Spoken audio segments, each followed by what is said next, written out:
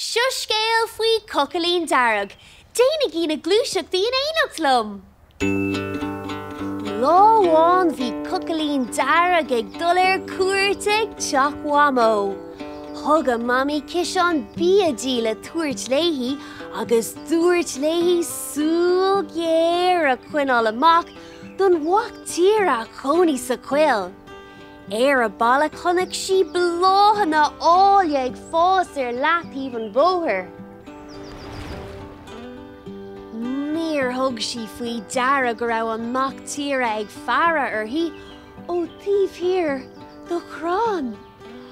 Bhí an bulla brá ó níos sa ciseán ag chur ocras an domhan air.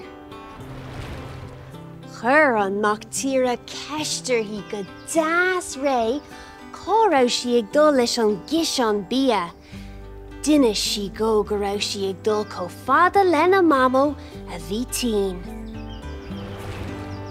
Lig an mac tíre ar hain go raibh an trua aige do wamo agus tír cá raibh cónaí arthaí. An sin ris sé faoi dheafar chomh fada le teach wamo. Cannag sé ar an duras agus dúirt mamo leis teachtas Jack. Nuair a chonig si an mac tíre, léim si amach as an labba agus chuaigh si a bhullach. Chur an mac tíre éide cuddalta wamo air agus isteach sa labba leis ag ligean ar hain gur bé mamo. Nuair a tháinig Cocaleen Darragh, rinne an mac tíre ahris ar glór wamo agus dír arthaí teachtas Jack sa seomra. Thug Cocaleen faoi Darragh go raibh rud a cínt an aisteach faoi wamo. Chonig si na fiach le fada dhéire agus an sin bhí iseici gur bé an mac tíre a bhí ann.